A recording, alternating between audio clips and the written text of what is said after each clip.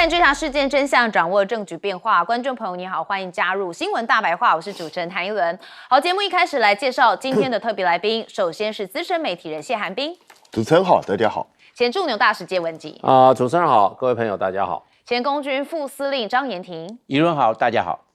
好，观众朋友，我们来关心一下国际的大事哦。尤其最近呢，这个日本的首相高市早苗哦，他讲到台湾有事就是日本有事。那如果构成日本存亡危机事态，他暗示日本可能会判断使用集体自卫权。好，这件事情哦，引发中国的大爆炸哦，整个大炸锅了。好，所以我们也看到了最新哦，中国大陆的海警钓鱼台哦，说维权巡航哦，所以解放军报说这武力要介入台海。日本全国会轮战场。好，我们看到这个热搜哦，在第一名。好，这个解放军报叫嚣武力介入台海局势哦，只会把日本引向不归其路哦。好，他说这个高市早苗会让日本承担代价。好，甚至这个中国海警在16号的时候也特别的表示说，中国海警1307的舰艇编队在我钓鱼岛这个领海内来巡航，这是中国海警依法开展维权巡航的活动。好，看起来动作越来越大哦。那当然，在前一天也发现说，中国在这个航行警报上面说，从17号开始要针对黄海部分海域进行实弹射击。好，这个演习的区域接近了中韩专属经济区重叠的海域，所以战略敏感性高，或许会对日韩以及驻韩驻日美军构成了潜在的战略压力。所以这是不是都在警告日本的这个谈话跟言论所有的行动呢？好，那当然日本现在也有点想要打这个潜舰战嘛，不是之前川普到了日本还讲过核潜舰的事情。好，那种种迹象也表明说，日本军国主义贼心不死。好，这个是湖北日报所认为。好，他说想跟中国打潜舰战，那日本政客要去问问辽宁舰，问问山东舰，问问福建舰，问问最近海事的四川舰，也问问东风快递答不答应。好，东风快递就是他们东风系列的导弹。好，那当然看起来这个几乎是一触即发，但当然还不到战争的氛围，但中日之间的这个新仇旧恨感觉又再度引起了。好，那甚至中国的愤怒还升级尤其中国大陆官媒还列了高市的7宗罪犯下严重干涉中国内政。好不容易过去2年，其实中日之间的情感有所好转，但是高市早苗一上任其实他上任不到1个月的时间，哇，现在被彻底的破坏关系改善的趋势。好，甚至也煽动起两国之间的新的仇恨情绪。好，中国官方也在短短2个小时之内用2次奉侍约见这个日本的外交官。好，那这在中国外交史上说是非常罕见，这代表着更高层的态度以及意志。好，那当然也要看到了这个玉渊谈天也是属于中国官方的部分他们说日方某些人别活在狂妄自大的梦里，还是撒泡尿照自己几斤几两吧。中国跟日本都有类似的俗语，叫做不做不死，有些事情是不能做的。好，那新华社也是讲到什么样的毒土长什么样的毒苗，所以你可以看到中国大陆官媒是接连的强硬发声呢。好，那甚至新华社嘛，他们就是大家也有看到照片上其实他们2个人在 APEC 上面还碰过面呢没想到马上这个情势就反转了。好，那北京呢也是呼吁说民众现在别到中国大陆去了是别到日本去了。那中国的3大航空也宣布可以免费的取消飞日本的机票。那看到中国大陆的外交部他们现在也很强硬14号就已经呼吁了公民暂时不要到日本之后，中国大陆的3大航空公司15号就宣布提供民众免费取消跟变更往返日本的机票。那这件事情恐怕会影响访日的游客跟日中的交流事业。好，那中国警告自家民众现在别去日本。CNN 也说日本难跟中国的经济切割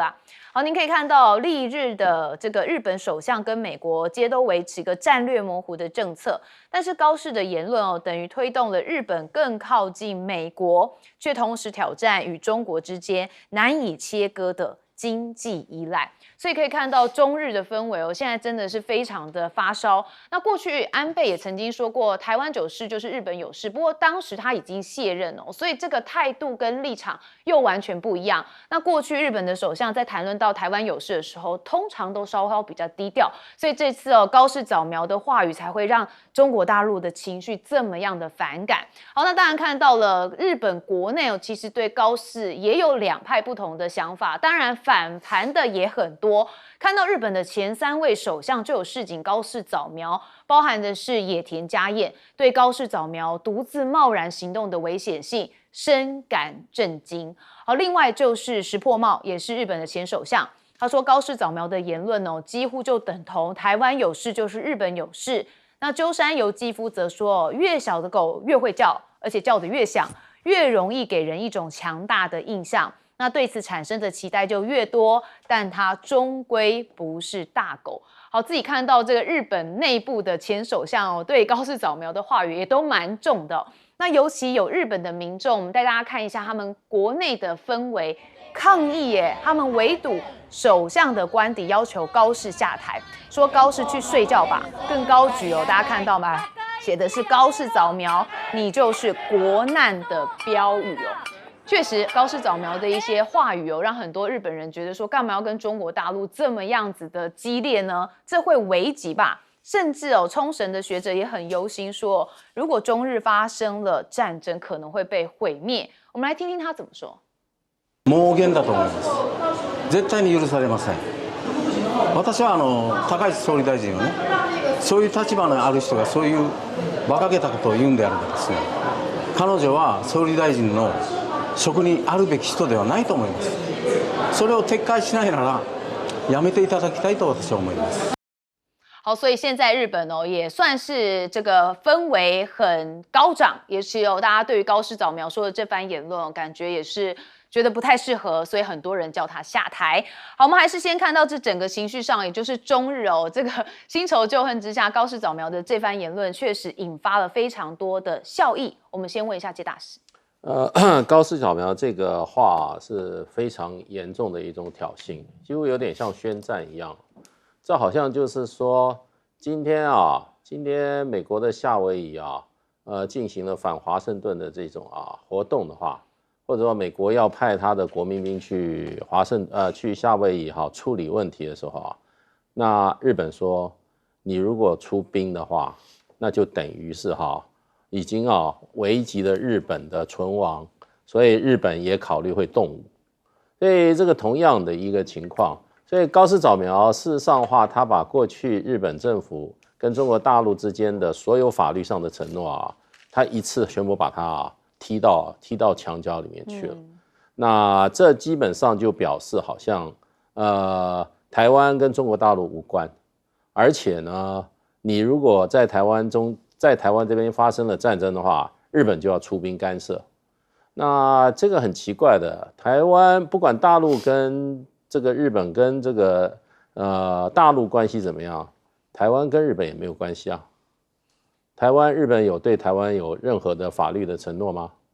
通通是空的啊。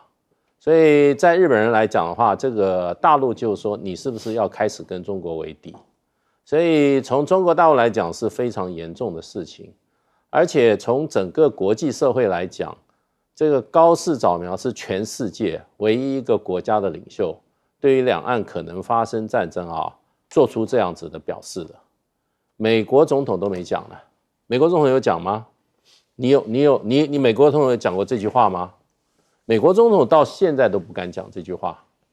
所以当川普被问到，记者问到说，哎呀，高市早苗讲了这句话，中国大陆反应很激烈，你是什么意见？川普根本不回答。我认为川普一定想说，这件事情不是那么简单的，我都这么小心了，你高市早苗有什么资格在那边大放厥词，对不对？而且美国跟日本之间有攻守同盟条约，你如果日本跟任何国家发生战争的话，美国会被拖进去所以你这样子的言论会是造成中日两国开战的。照一般其他国家的话是会开战的。那当然川普他不会讲啦，而且一定川普对高市早苗这种讲法心里是非常不以为然的。这么敏感的事，美国把你当盟友，你就说你要出兵了，你有跟美国商量吗？你如果跟中国大陆发生冲突的话，那依照美日安保条约，美国是不是要被拖入这场战争？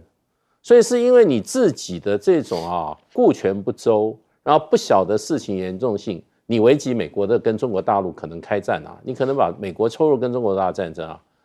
川普这么敢讲话的人，这么没有政治经验的人，你看他对两岸的问题，他讲过这话吗？完全没有啊。拜登讲过2次，讲过没有超过2小时，白宫就说他讲错了，白宫就给他刹车了。所以我觉得高市早苗这个，要不然就是出于极度的狂傲，他认为日本有这个条件，那去干涉，从角度上吧，去怎么样与中国大陆为敌啊？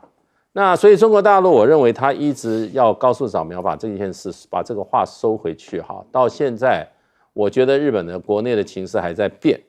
因为这几个前任首相他们知道问题的严重性。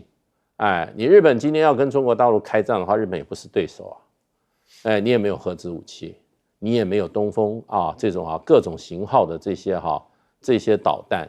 所以他们会认为高市早苗这个莽撞，不晓得事情的轻重。所以我觉得日本国内还在中国大陆的这个强烈反应之下，国内的状况还正在变化当中。好，最近也看到一些文章说，就好像中国的战狼外交又回来了。但是现在中国是有底气的嘛？你看他跟川普之间的交手，就跟过去完全不一样啊，彬哥。其实不只是中国有底气，其实中国大陆最近在做的这些动作，一般人可能会觉得你有必要把动作搞得这么大嘛？那实际上对他们来讲的话，我如果不趁现在你这个火苗刚起的时候，立刻把你这个火苗熄灭，不然的话，高市以后一定会一而再再而三的去做这样的发言。那可能到最后会把事情变得更难收拾。我个人认为，高市在国会去讲出这个话的时候，他大概自己都没想到中国大陆会有这么大的反应，因为他大概觉得就是一个安倍过去曾经讲过的话，我在讲而已。可是他忘记了，他现在身为首相，而且更重要的就是他那个讲法其实比安倍当年的讲法还超过，因为他等于已经暗示他要动用集体自卫权。那你要动用集体自卫权，那你就是要选择跟中国大陆开战。那对中国大陆来讲，当然不能够做事，你这个言论持续发酵。所以中国大陆现在不仅是在外交上的动作，他也直接在黄海这边做实弹射击演习，目的就是警告高市。可是问题是，高市会收回去吗？他也不会收回这个言论。为什么？他才刚担任首相几天呢？如果他现在在中国大陆一下之下，他马上收回言论，他这首相还干得下去吗？而且更重要的就是，现在他对中国大陆这样子一讲之后，中国大陆反应很激烈，就日本国内民调，他民调暴增，你知道，表示日本很多人是认为他这样讲不错，就是有 guts， 敢跟中国大陆对抗。所以在这种状况下，你要知道，现在的政治人物都是这一种选举的动物，他看到民意看起来好像目前是站在他这边的，他当然更不可能会去收回这个言论。所以我们确实也看到了，包括野田佳彦啊，包括这个鸠山由纪夫啊，他们这一些都做了一些反对的意见，甚至这个日本有一些人还去首相官邸抗议。可是更多的日本民众其实目前是在叫好的，因为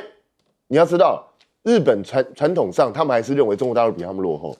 一般的国民是有这种感觉。那他们并不知道中国大陆这20-30年这个军事武力上面的突飞猛进。那整个量体，不管在质跟量上面，解放军现在恐怕都凌驾于日军之上。那日本实际上也没有做好真的跟中国大陆一战的准备，但这是日本一般民众不知道。所以在这种状况下，如果民意持续高涨的话，我觉得高市是不会收回他的承诺。那他现在的做法应该就是想办法拖过去。然后你也可以看到，刚刚介大使也提到，川普对这件事情是没有反应的。甚至有记者去问他说中国大陆怎么样怎么样，然后日本怎么样的时候，他居然说，其实我们很多盟友其实对我们比我们的敌人还差。那这什么意思？表示他并没有打算选边站。那你可以看到，那个美国驻日本大使格拉斯，他发了一篇文去酸这个薛健他们，但是美国大概能做的就只做到这个地步而已。我觉得美国也不会在这件事情上明确表态，大概就是等这个风潮慢慢过去。好，将军怎么看？我认为这个中国大陆跟日本之间呢，它有3个这个因素啊，没有办法化解。然后这个双方非常敏感，只要讲话稍微不慎，马上会被扩大解读，然后会造成双方的中国大陆是民族主义意识啊，日本也有啊，所以会变成这个马上就起波涛。第一个我们看到这3个，第一个我认为是历史因素，1894年甲午战争。对不对？你看甲午战争就把本来那个东三省啊，东三省要拿去辽东半岛，要拿去辽东半岛，后来赔了3000万两的白银，才把辽东半岛收回来，然后台澎割给日本。这是1894年、1895年的时候，我们马关条约嘛，这是很清楚的。然后还有的就是在那个8年抗战，前大家不要忘了，还918事变，1931年918事变，1932年的时候，这个上海汾沪之役。然后到1937年，其实是这个7·7抗战爆发，打了8年，打到1945，所以大家看到，然后这个2战爆发，因为两岸后来是我们知道国共内战也没办法向日本求偿啊，是这个样。然后这个整个历史的因素，你看看从这100年来，那个不能说一下就化解了，所以双方的这方面的信任是非常的脆弱。然后日本在整个东亚它是没有朋友。他跟北边的俄罗斯打过日俄战争啊，他跟日本殖民韩国35年呢，1910年到1945年呢，韩国也是蛮痛恨日本的，把那个日本在韩国总督府拆掉，对不对？叫日本向韩国的慰安妇道歉，都是这样。那统治台湾50年，日本殖民台湾50年，杀了63万人，大家看看63万人啊，拿现在一条命1000万台币来看的话，那6兆3千亿台币要赔。日本从来没有赔啊，那这63万的条人命要怎么交代？所以第一个我认为是历史因素，第二个这地缘战略，到现在也有主权纷争，我们要钓鱼台，那8个岛，包含钓鱼台、这个冲小岛、冲南岩、冲北岩、南小岛、北小岛、赤尾屿、黄尾屿，还有一个飞踏，总共不要看这个里面将这个10万多平方公里的海域，经济海域，你要看进来，下面。钓鱼台下面是有蕴藏石油的，大量石油的，所以这方面，那本来是日本在那边，在1970年，美国把行政权给日本，但是主权没有给日本啊。现在中国大陆强起来了，现在它包含它的海警船，包含中国的海军的军舰都在钓鱼台巡航啊，所以这个是第2个。第3个，我认为就中共国力拮据了。目前日本的国民总生产是5兆1000亿美元，那中国大陆18兆啊，是日本的3.6倍啊，国力起来，军队也起来了200万，日本24万，所以经济力起来了，国防力也起来了，所以中国大陆底气起来了，对日本讲话，中国大陆会采强硬路线。而且可以越来越大声，对不对？因为他中国大陆崛起嘛，认为我们才是老大哥嘛，好，我们休息一下，马上回来。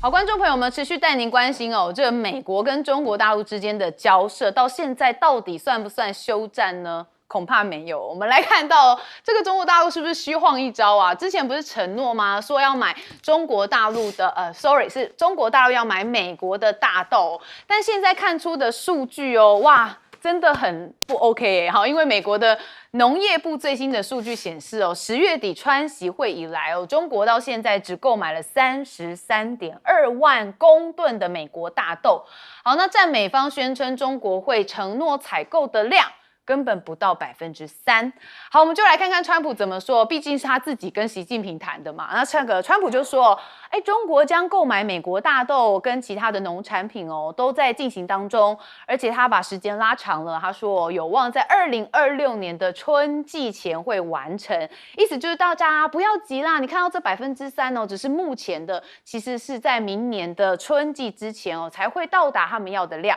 好，他帮中国大陆这边哦来做一个缓夹。但是目前呢，看到美国的众议员克尔雷格他则认为说，在国际贸易的协定当中其实美国大豆都被排除在外。他说真心希望这个政府能够优先的考虑恢复美国农民的出口市场。好，那中国大陆当然在大豆外交上面有了主控权，因为预计到年底，中国大陆的储备将达到了4400万吨，好，那足以满足全国所有生猪5个月的饲料需求，根本不需要再进口任何的美国大豆。那甚至“一带一路”的倡议投资已经将南美港口转变为中国粮食安全网络的一个延伸。对中国而言购买美国大豆是种实用主义的姿态，而不是出于必要。所以川普当然在国内这些大豆的农民就是他的选票嘛，是不是也扛不住民怨腿软了呢？又他口了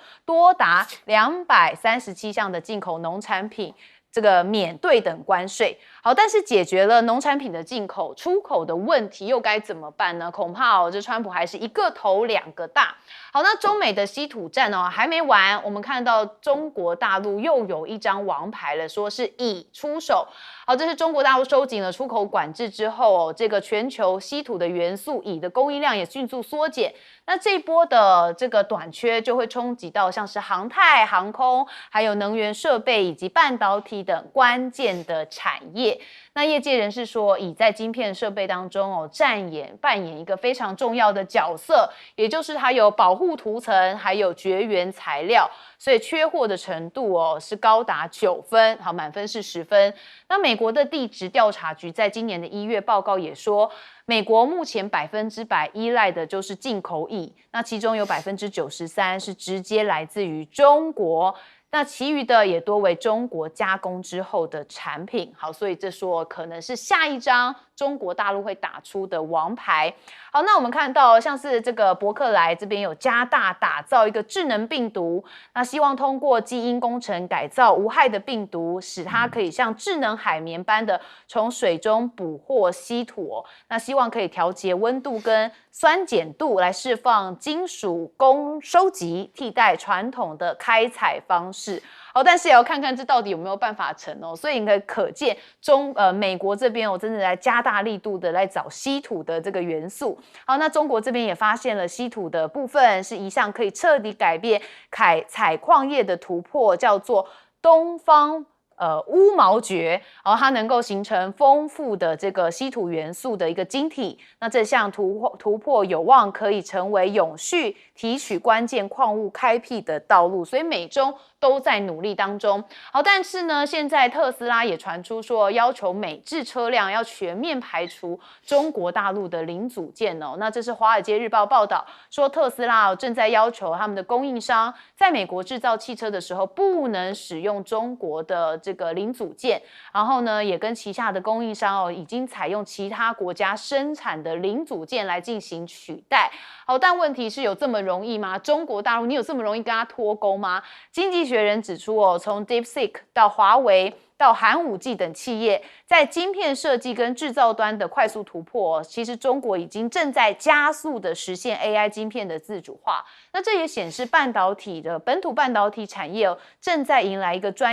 关键的转型。预期到2027年，中国的市占率恐怕就会超过一半，就是50%。所以你可以看到辉达的高阶主管说想念中国这是他们的副总裁说，世界上有一半的技术前沿的电脑科学家跟工程师都在中国，如果将他们排除在外他们就总会找到办法来开发出同样的产品，那就会失去合作而且从中受益的机会。好，这跟黄仁勋的观点是一样的。好，那中国大陆现在连光子、量子晶片的速度都提升了1000倍他们更采用的是光子学跟电子学共封装的一个技术，实现了晶片级整合跟晶圆级的量产。好，所以中国大陆在 AI 或是晶片上面真的不可小觑。我们还是回到从头看到这个美国的大豆，现在是不是真的被中国大陆虚晃一招呢？先问介大使。其实这个大豆你要采购然后到运货，这中间有很大的一些怎么讲的一些条件存在。因为照美国提供的数字当时就有人算过，中国大陆要找到120几艘散装货轮，才能把这些货运走。那现在这个这么短时间，你根本就找不到这些散装货轮。那这些散装货轮在过去中国大陆采用的时候，用来运大豆的时候或粮食的时候，现在也都被巴西啊、阿根廷啊这些要供应这些黄豆，前面已经谈好的合约，已经在运这些黄豆，一下抽不出来。所以这个整个它的这个所谓的物流的部分就是一个很大的问题。当然下单的话，有的时候并不是这么快的。那所以我觉得应该这个问题啊，中美高层之间应该是有在协调，所以川普才会讲说最快也要到明年的6月前有望于明年的春季前完成。那还有多久？那还有快半年的时间呢。所以这个里面它有实际执行的问题。那我也不认为就是说这些消息它的可靠性是那么可靠，因为你要知道川普现在敌人非常多，而且都是美国境内的敌人。这个新媒体是从 Bloomberg 放出来的，还有很多自由派媒体都在放这个消息。也就是说，川普回到美国跟习近平主席见面以后，他回到美国，他的一个向美国社会推销的亮点就是说，习近平已经跟我承诺了要跟我买这个大豆了，我们这些豆农你们不要再紧张了。这是他回到美国去宣传他跟习近平主席谈判的美国方面得到的最大的突破嘛。那当然美国反对他的这些力量就是说要尽量的来怎么样，要来报道一些消息说根本就没这回事。那习近平大陆只是根本没有跟你讲清楚，是你川普自己在那边碰轰，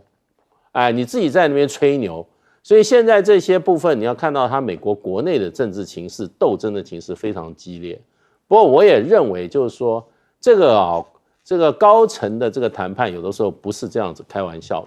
的。如果说确有其事的话，我想现在对大陆来讲的话，大豆多买少买对它不严重，因为我们之前我们就研究过，大陆现在买美国的这些世界各国的大豆的时候不是全部都来做用食品用的，它很大一部分是做生质柴油，也就是那个 bio 的这个 biodiesel。那所以这个部分它是作为一种燃料使用的，所以这个部分它就可以怎么样多买少买，它有这个弹性所以我倒认为这个消息，美国方面不断出这个消息就是反川普的这些媒体不断的放这个消息说你川普吹牛，然后因为这件事情对川普蛮重要，尤其是中西部这些豆农，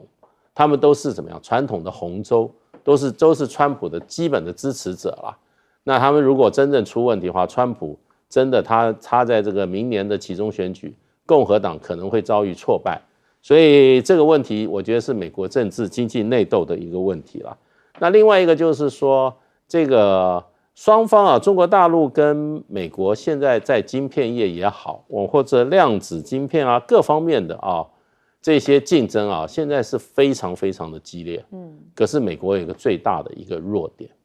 美国没有自己本土产的大量的工程师基本上都是靠都是靠亚洲国家，最主要来源现在美国工程师最主要来源就是中国大陆，还有什么印度。那中国大陆本身的有关相关的工程师，那是全世界数量最多的。黄仁勋讲过好几次，你有计划没有人帮你执行也是空。美国现在的问题就在这个地方。好，彬哥怎么看？我觉得本来大豆你要买就不是这么快的事，因为它就实打实的，1200万吨你去那里生这么多的船，生这么多的货运量，所以这个本来就是你就算双方有协议，也是要慢慢进行的，也不可能马上立竿见影，说是风就是雨，直接就来了。那这个时程上一定会慢慢在进行。可是对中国大陆来讲，我觉得他也在看，就是我现在先解除了我以前不买你美国大豆的限制，但是他也在观望，因为也要看你美国方面，你承诺我的东西，你到底有没有做？因为我们过去经历过太多次，川普讲完之后就第二天就翻脸，就又改变另外一套说法的事情。所以我觉得双方就是一步，中国大陆会恢复一部分对美国的大豆采购，但是量到底有多少，就要看美国是不是真的有诚意去兑现他之前的这样的一个承诺。那可是我必须讲，现在对美国来说，它最严重的问题其实不是大豆，而是稀土。因为稀土这个东西，它被中国大陆一直卡住脖子。虽然他也自己一直不断在宣称说什么2年之内我们就不再依赖中国大陆啊，可是他知道那个根本就是说谎了，根本就是自欺欺人，他根本不可能达到这件事情。那他现在只是尽力去安抚，连川普最近在跟他以前他是他的铁杆支持者，现在跟他翻脸的那个葛林，乔治亚州出生的众议员，在翻脸的时候他就讲，他说要不是我去跟习近平主席去谈好了这个稀土的话，你们乔治亚州的产业都快挂了。那这句话代表什么意思？代表中国大陆的稀土真的卡住美国的脖子，而且美国是没辙的，所以他必须要去跟习近平妥协，就在这个理由上面。那所以在这种状况下，你过去几乎全部依赖中国大陆，那你现在要怎么脱钩？你自己有办法在几年之内、2-3年之内就发展出整个稀土的提炼产业吗？恐怕没有那么容易。像现在说这个伯克莱跟加大这个智能病毒，很多东西你在实验室里头可行的，可是你一旦要量产、要商业化的时候，它可能就会遭遇到极端困难。就好像核融合，人类很久以前就有去实验过，那为什么到现在核融合发电还没有办法顺利进行？就是因为它要商转，有它现实上的难度，不是在实验室里头成功，在实际世界里头就可以使用。所以这个距离成功恐怕还有很大的一部分的路要走，包括这个乌毛蕨也是一样的东西。所以我觉得美国虽然口口声声说他不寻求与中国大陆脱钩，可是实际上他做的所有动作就是在跟中国大陆脱钩，因为他们自己心里头也都知道，你要跟中国大陆对抗的话，你不跟他脱钩，这场仗你根本就打不下去。问题是你脱得了钩。好，将军怎么看？那个中国大陆向美国买这个大豆我们看在2024年去年的时候，中国大陆买了2700万公吨，那到现在为止只进了这个零星的这些大豆，所以有的时候这个拖也是筹码。你如果给的太干脆买的太干脆你会被牵着鼻子走。有时候让子弹飞一下会比较好一些，有时候这个固态意兴阑珊一下，这个就不一样了，对方反而急了。为什么？有些东西不经久放，你还非卖不可，你放久了这些东西还真的会坏掉。这叫欲擒故纵。对，有时候要这个样啊。你如果干脆，那你就没有筹码啦。有时候要拖一下，让子弹飞一下，有的时候是对买家来看，有时候是一件好事情。所以我认为他已经把它变成一个战略物资在打。第二个，我们来看了稀土有17种，但是每一种不一样啊。有的做半导体的，有的做雷达，有的是储能装置，有的是太阳能板，还有的是这个远距红外线、热显像仪，还有包括了这个飞机用的发动机，是这个都要稀土的。但稀土我们这17种有一个是最需要，你可以算出它的这个需求量跟生产量，需求量、生产量、需求量、生产量，你找一个短板，这个最重要，移出来了。这个最重要，如果这个抓住其他的抓你不可能要全部都抓，你要抓几个，抓2-3个重点就可以了。抓了这个是痛处，因为我们知道都会有短板，这个变成它需求量大，它的这个市场的这种需求性高，这个就很重要了。所以中国大陆要去抓这个，他要抓可能抓到了，这个就是抓到，你要抓到黄金。我们叫打蛇打7寸你要抓到黄金角度，就是这一个乙出来了，就是这个乙。那其他的，它有时候可以找到替代来源，或者替代性的元素，可以有局部的功能，那你换下重要性就降低。但乙有些东西是没办法替代的，那你就要抓到这一个。中国大陆已经把这个算出来了。另外，他讲到了这个东方乌毛蕨这个蕨类我们知道蕨类，我们爬这个山的时候，你看那个都有这个蕨类蕨类在那边。我认为他要去提炼稀土，我认为这种它的含量应该不高，因为这个都在低海拔。第二个，它在华南一带有这些蕨类，你看东北还没有蕨类的，那个天气那么冰天雪地，在冬天早就冻死了。然后这个要从这些蕨类提炼这些稀土的元素，我认为量就会有限。我们知道有的还可以吃的，哪在吃稀土啦？因为有些蕨类你吃那个山苏也是蕨类的一种，所以我认为那现在只是刚刚开始有觉得，这个蕨类有一点点稀土的成分，但是你量要非常大，那你可能在经济上的效益就会比较低。不过可以看得出来说，稀土这件事情重要性，对，而且造成很多人现在在用很多不同的技术要提炼，对，大家开始找来源，找替代性嘛。对，这个重要性当然是与日俱增啊。我们休息一下，马上回来。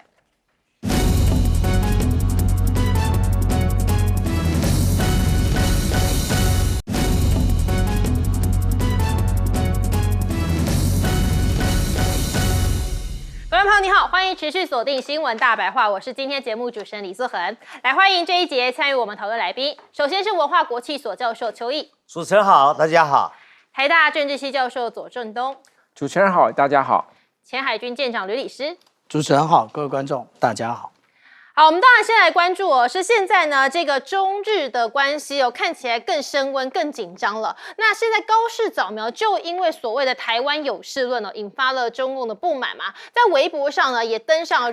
热搜的第1名，而且呢就提到说这个里面的选项是高市早苗会让日本承担了代价那中国官媒也发文说呢，已经做好了对于日本有实质反制准备了，更直言说不做不会死，有一些事呢就是不能做。好，那当然如果武力介入台海的话呢，解放军报就提到说那么日本国民跟国家呢都会因为日本政府而变得非常危险而且呢这是1恶化自身的周边环境，2呢是全国都可能沦为战场，3呢是可能会再度被定在历史的耻辱上好，那当然就说了，是不是开始有些的动作了呢？因为呢中共的海事局网站就发布了航行警告，他们就说在17到19号开始呢，将会在黄海中部来进行实弹射击，到提醒一些民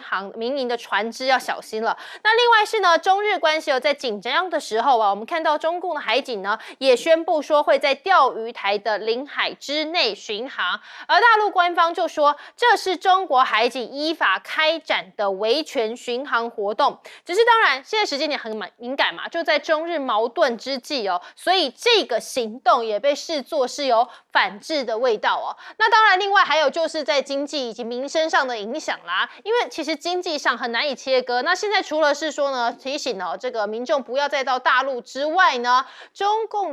国的教育部也发布了留学的预警他们就建议中国公民要谨慎到日本留学，要注意当地的治安状况。另外是呢连去玩现在呢也会受到限制了，包含3个国籍航空都开放可以免费取消日本机票中国就警告说自家民众现在暂时先不要去。那 CNN 就是说什么呢？他认为日本很难跟中国的经济切割。为什么会这样讲？因为今年1到9月份就有750万名的中国旅客到日本而且还是日本的排行第1名。所以现在这样的旅游警示，除了影响到双边的交流之外，经济程度也是大受影响了。所以高市的这样的言论等于是把日本推得更靠近美国，可是呢却同时跟中国离得更远了。因为呢你这难以切割的经济依赖已经在被挑战当中了。所以也难怪呢连自民党的这个政调会长都提到说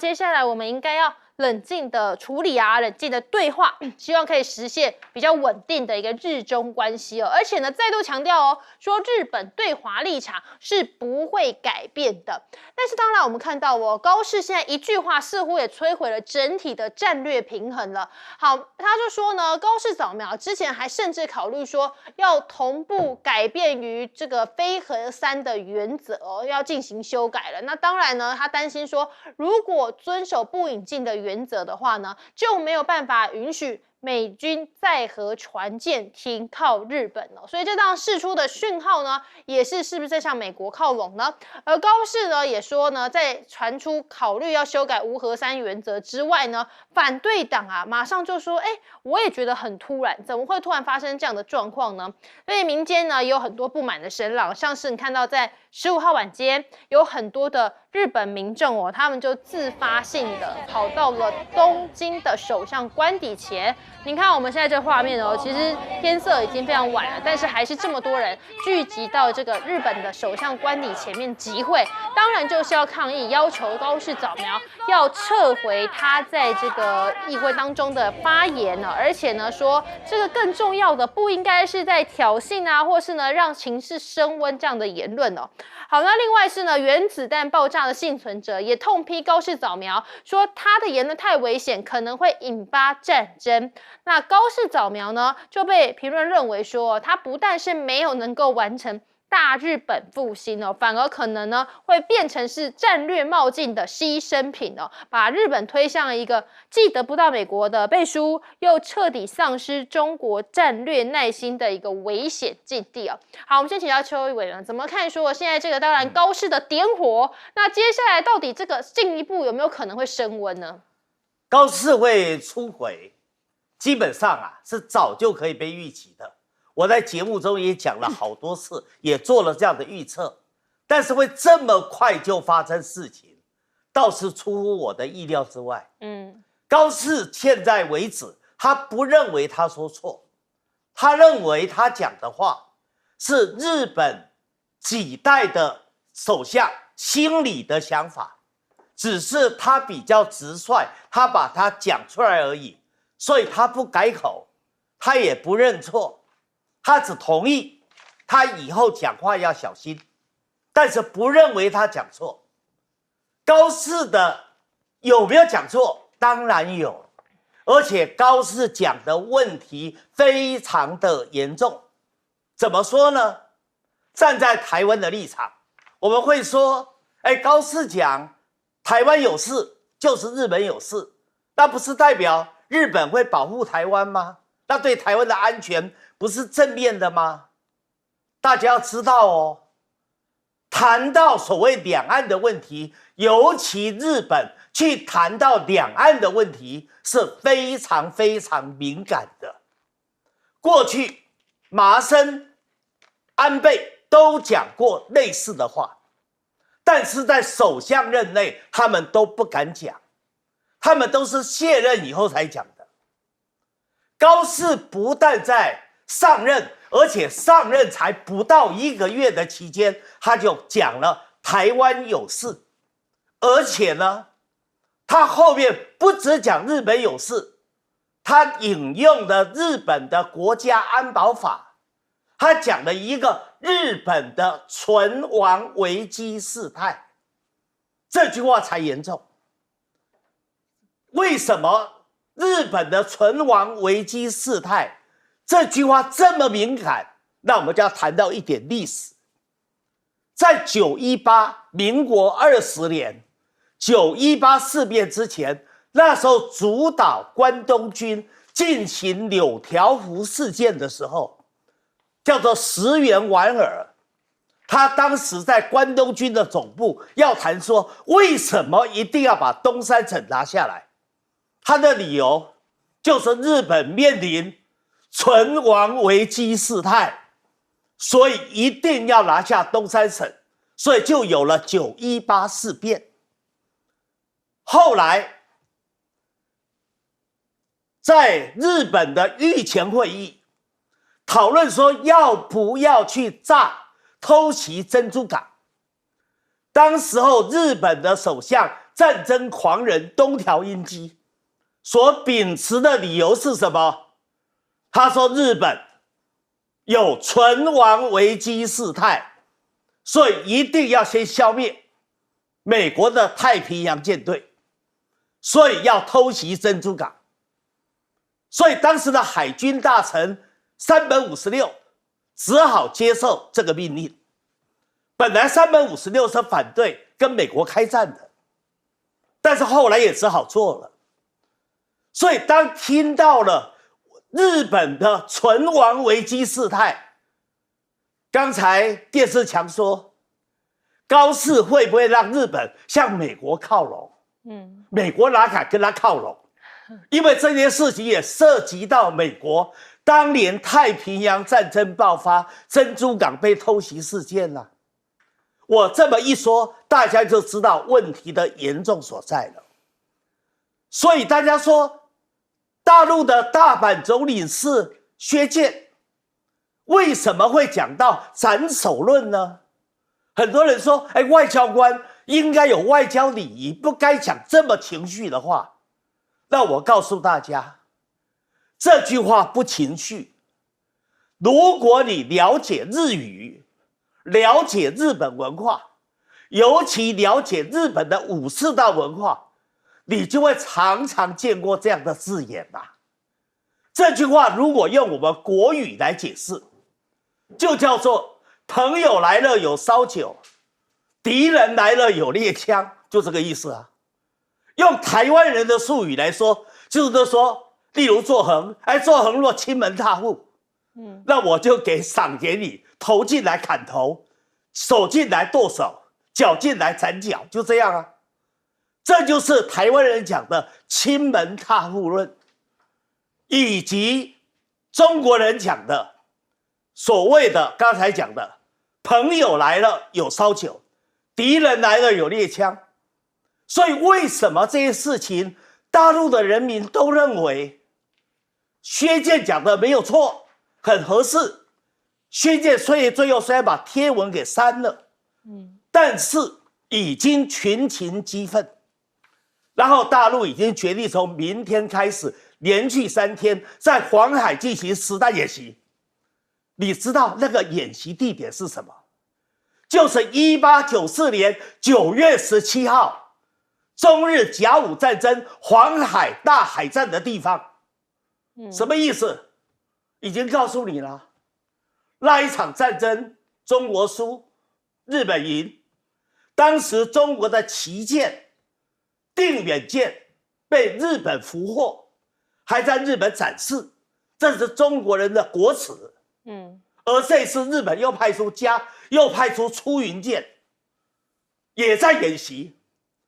所以中国人更气呀。出云舰就是当时去炸上海的日本的旗舰啊，所以反制的意味是不是相当的浓厚？来，我们再左老师。好，我想中国大陆这一次主要还是打的是经济牌啦，因为今年上半年就是从1月到9月，大陆到日本的旅客呢是750万人，占整个日本的这个外来旅客的1/4。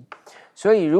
因为其实大陆的这个旅行社受到这个大陆政府的这个严格的这个监管嘛，所以如果这个各旅行社停止这个到日本的这个旅行团，那么这个对日本的这个经济当然会带来一定的影响。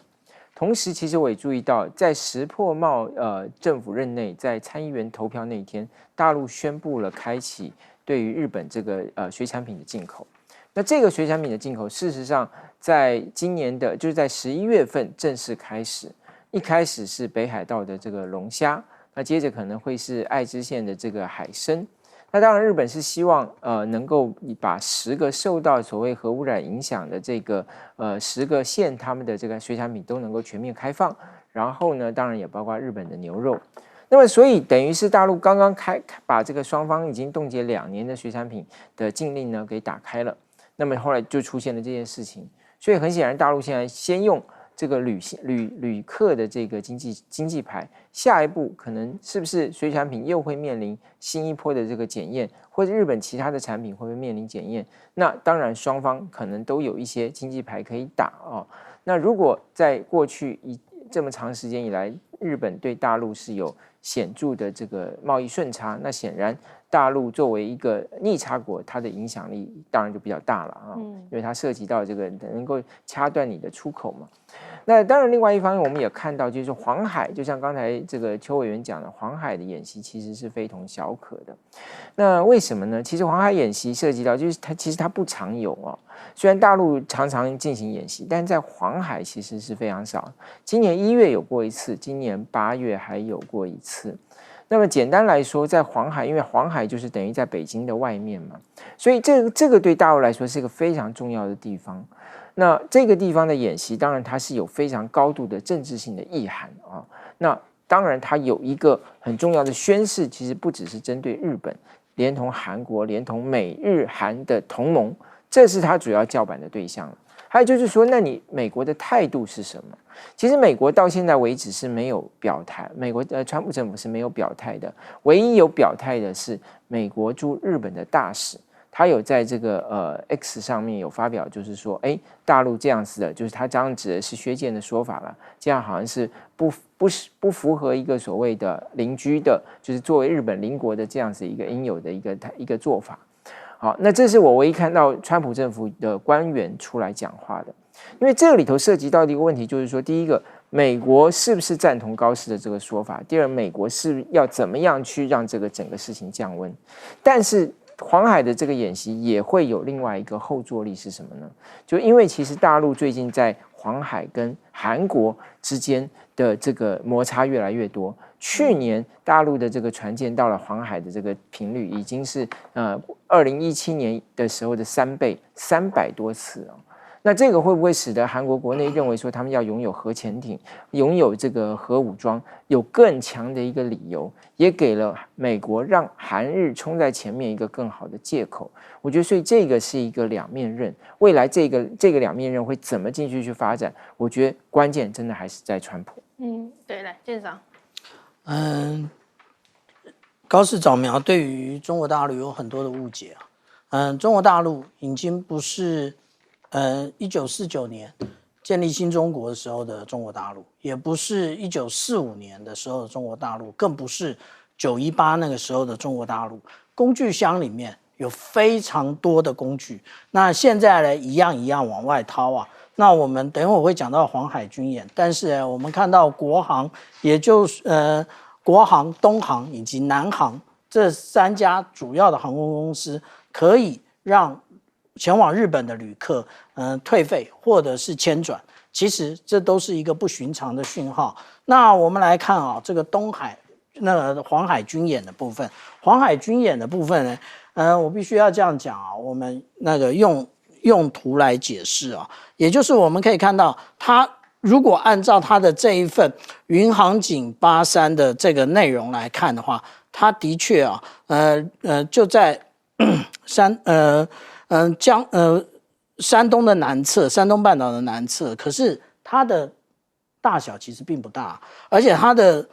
操演的位置啊，连领海基线都没有超过，意思这一个位置是中国大陆自己的内水啊。那刚刚卓老师讲到的，也就是现在大家认为误判可能的地点应该是在这里，可是偏偏不在这里。那这一点是什么呢？这一点也就是现在中国大陆跟韩国有非常多不同意见的一个远海绿色养殖试验区的部分。因为这个其实我们看到蓝色这条线是中韩之间的一个暂行执法线，那他们韩国认为已经超过这个执法线，但是中方的说法也就是这是我200海里的海域啊，菲律宾这样做，那我为什么不可以这样做？那在这个区域里面到底有没有进行过军演呢？我随便捞啊，那也就是我之前在台大发表过一篇论文，也就是在2021年的时候，其实呢，他在这个区域里头连续进行了3次军演。那连续进行3次军演呢，那我根据他的这个操演区的大小啊，来研判它可能的内容，也就是他可能在试射这个从红旗17一直到红旗12的这个防空飞弹啊。不过呢，这些只能够评估，为什么？因为中国大陆并没有公布相关的一个画面啊。那如果说这跟这一次军演对比的话，我们刚刚讲到2021年，也就是红色的这一区，以及紫色的这一区，以及正方举行的这个黄色的这一区。那这一次的军演在哪里？这次的军演也就是在这个不规则形状里面，也就代表着说，其实这个就是工具箱里面掏出来的小工具，提醒一下，那个敲打一下，倒不是真的如何。但是如果说日本执迷不悟的话，那真的要拿出大杀器的话，其实是有这一个以前大家称之为叫做琉球快递，现在已经快要变成东京快递的。也就是说，这种短程飞弹其实涵盖了几乎日本的每一寸土地，所以日本不要做出错误的研判。刚刚其实老师讲说，关键其实还是川普嘛。可是我们就看到川普现在呢，看起来在国内他自己呢也是内忧外患，因为呢，在这个进口的农产品呢免对等关税的事情上呢，因为包含很多像是咖啡、可可这一些那当然就说是不是因为他也扛不住民怨了呢？尤其是这个关税啊，也被认为说是推升了消费者物价越来越高了。好，我们看到呢，就川普政府说工作的的重点看起来已经是显示他们的立场有所转变了，这等于就是间接承认了这个关税政策导致美国消费者物价压力越来越大。那这也是美国经济很大隐忧。你看过去1年咖啡的价格呢上涨，香蕉的价格也上涨，所以美国人要负担的生活成本越来越多。好，那所以川普呢就有3大财政支出被说滥用，那么包含像是拒绝支出国会已经拨款的项目啊，还有动用没有经过国会批准的资金，以及实质的推翻了国会支出的决策哦。纽约时报直接就讲了，他根本就不应该要拥有这一项权利哦。那他就说呢，法院是有想要遏制他的行动啊，但是一直上诉，看起来呢这些关税政策目前为止是还有效的，也等于是呢让总统的权力进一步的扩张了。好，那另外呢就是提到说，如果美国真的想要去中化，真的有这么容易吗？为什么会这样提呢？就是因为美国大豆的协会主席现在跳脚了，他就说好多的农民现在根本就撑不下去了，因为没有中国的市场了。那很多的农民现在不知道东西要卖到哪。好，那川普呢只好马上就跳出来说，好，中国呢会把美国大豆以及农产品的采购在春季以前就要完成。可是呢，我们看还有就是在特斯拉的部分了，因为还有他们的供应商呢，现在也说有些零件替换是部分的中国制造零件哦，当然就是希望说减少对于中国的依赖啦。那目标就是在未来的1到2年之内呢，要把它全部都替换成中国以外地区生产的零件。可是真的有这么容易吗？因为尤其我们看到川普一直想到说呢，产业要回到美国，可是问题是怎么回啊？光是呢5000个职缺哦，年薪都开到366万了。可是像你看福特汽车说，他们根本就找不到技师哦，这是现在面临到工人严重的短缺。偏偏呢，你看大陆的科技现在是不是崛起？因为中国的 AI 模型说已经来到了一个里程碑了，他们的顶级模型现在已经性能来到美国的差不多90%的水平，可是呢，投入的资金却是远比美国还要低的。那中国现在 AI 的算力当然就是从各个的方面来一一突破。中方的优势呢，其实一个就是成本上压力比较小，再来就是技术上的创新，这也能够缩小他们跟美国之间的距离。而很大原因就在于说，美国的 AI 企业几乎都选择了闭源垄断的发展策略哦。好，法国的巴黎银行呢，财富管理也同步发布了说明年度5大经济主题，当中就警示美元霸权正在逐渐的削弱，而且甚至建议投资人要重新分配你的资产。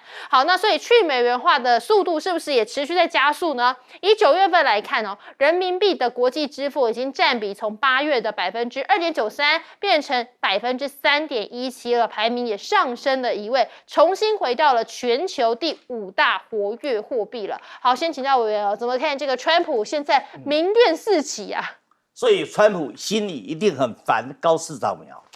为什么呢？他美国国内的问题国事如麻，让他焦头烂额，结果你高市还搞了这样的一回事。所以当记者问他说：“你对高市引起的中日纷争的看法，看法如何？”川普就不想回答，甚至还酸日本几句话。为什么？川普这个态度其实就是代表你高市依照美日安保条约的集体自卫权根本没有办法落实嘛。那你无法落实，也没跟美国商量，你就在搞，所以当然捅出大篓子。那川普到底在烦什么？川普第一个烦的要面对的就是美国的停滞性通货膨胀越来越明显了，尤其是关税的影响，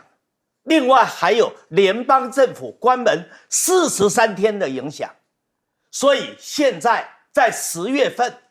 美国的经济统计盖牌不敢公布，为什么？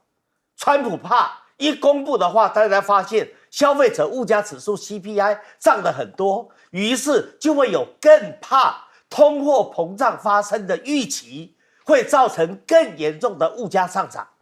另外的失业率也大幅提高啊，都超过了联准会所定出的标准。所以呢，川普采取的做法就是在盖牌，不公布资料。可是问题是，川普的经济学练的是凯因斯经济学，他如果练的是75年以后 Robert Lucas 的理性预期理论，就是新古典理论，他就知道了嘛。你盖牌有什么用？你盖牌，人民还是会预期呀。预期的话，反而会有更 overshooting 的预期。你会预期物价涨得更多，你会预期失业更严重。所以美国的经济在预期的心理之下，反而会更加的恶化。这个是川普第一个忧心的地方。第二个忧心，美国的最高法院到底对于川普的关税贸易案，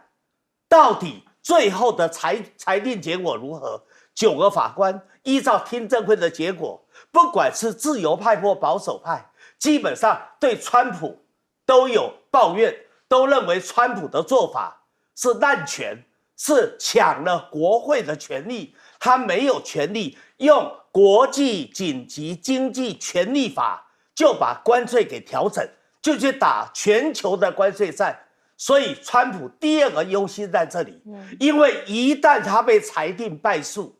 那川普的领导威信就会崩盘，美国的经济可能会面临更严重的危机。川普烦恼的第3件事就是大豆啊，大豆在美国的中西部农业州都是红州，川普的铁票区。中国大陆每一年要进多少的大豆？1亿2千万吨。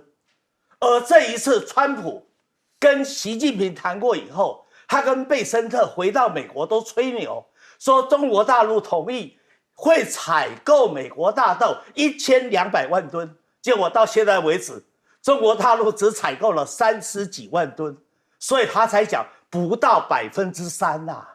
所以美国的豆农紧张得不得了，仓储成本最重要的大豆都快烂掉了，那怎么办呢？那明年怎么办呢？今年解决不了，银行的贷款交不出来，可能都出现金融暴雷。那明年要不要再继续的种呢？明年种了有市场吗？有人买吗？另外还有，美国的大豆要出口要课13%的关税，巴西、阿根廷不要。所以美国的大豆在价格上没有竞争力啊，所以他们也希望川普赶快把大豆的出口税、关税把它给取消掉。那这样子的话，至少豆农才会感觉到有竞争力啊。川普若没有办法满足他们这个要求，他会失去这些中西部农业州的选票，那他明年中期选举大概就会一败涂地。这看起来是一个连串的经济的反应哦。来，周老师，好。川普其实为什么这一波要开始采取各种措施来稳物价呢？因为当然第一个就是前一阵子的这个选举，维吉尼亚州、新泽西州还有这个纽约市，当然是给川普的一个警钟。当然最近的其实民调也发现到说，川普的民调在北卡州做的民调，发现他比9月掉了4个百分点。那他的不满意度呢，就是满意度掉了4个百分点，不满意度上升了4个百分点。所以呢，虽然4个百分点看起来好像不是很大，可是2个月的时间掉的这么多，当然是很大的影响。再来一个就是民众对经济的信心呢，其实是严重的不足。那60%的人表示说对美国经济没有信心。所以整体来说，川普他现在的一个策略是什么？就是他要以拜登作为他的对照组。因为川普是怎么上台的？是打败拜登上台的。他认为拜登就是一个没有能力去改变美国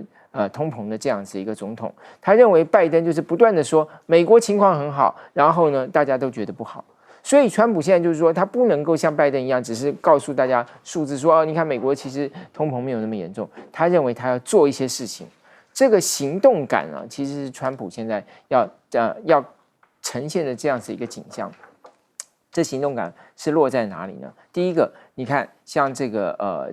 利率这个部分是联准会决定的，川普没办法，他说破了嘴，联准会不动。第二个，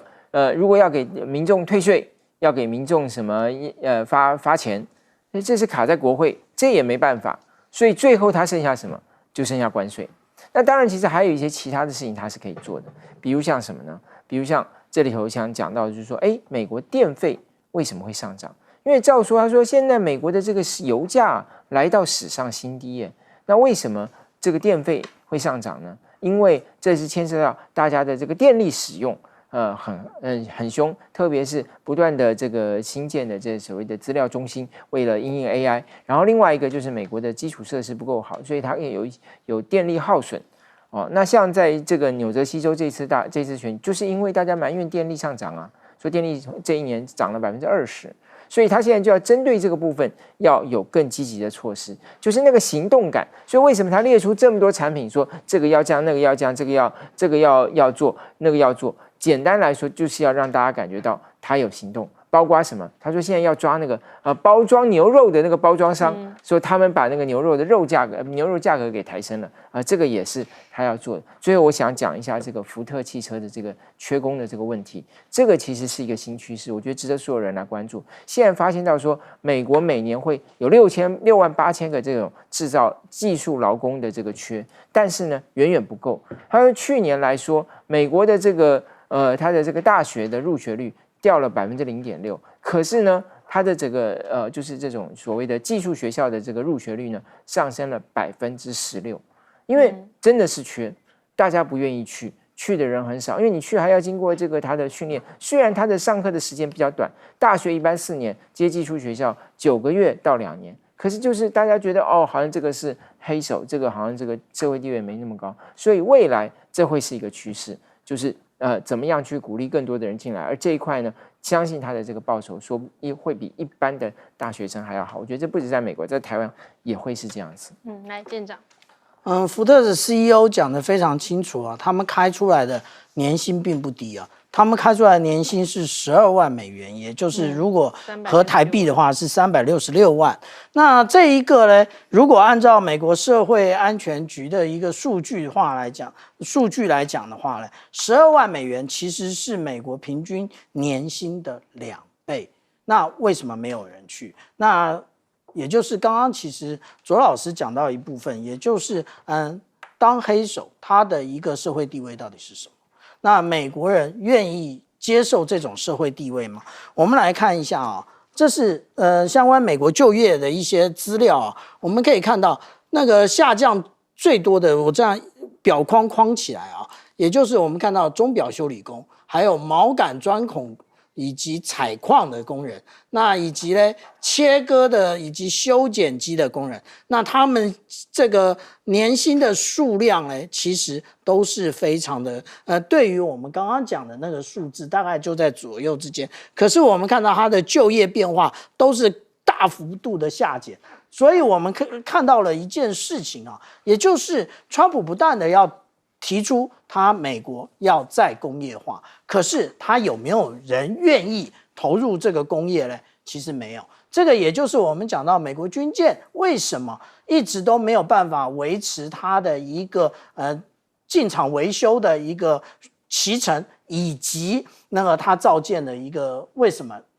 不断的 delay 啊。那例如说大家讲到的甘乃迪号，它也有延迟了2年啊。那这样不断的延迟，其实对于美国军力就是一个非常大的打击。那这个问题到底出在哪里呢？这个问题除了我们讲到没有人愿意当黑手之外，另外美国的一个创新能力实际上也是不足的。例如说我们看到这是日本的统计啊，如果按照日本的统计的话，以论文数，因为论文其实就是一种创新，也就是站在巨人的肩膀上，所以你不要不断的引用你到底是从哪些大师的或者是前人的那个论文里面得到的一些概念啊。那我们来看啊，如果从2000年的时候，其实我们看到中国大陆前5名都排不上，可是如果说我们看到2010年的时候，中国大陆已经到了第2名，那现在中国大陆已经是第1名了。这个意思是什么？这个意思也就是告诉我们，中国大陆它现在的所有的创新，其实也都是它自己透过不断的研究出来的。那我们最近啊看到一个视频，也就是阿拉伯战略论坛里面，那这个中国大陆的全球化智库的一个副主任高志凯跟美国的驻丹麦大使怼起来了。他讲什么？高志凯讲什么？他讲说中国有6代机，美国有吗？美国没有，那我抄袭你什么？所以这就摆明了中国大陆的创新能力远远的超越美国，美国现在正在不断的退步之中。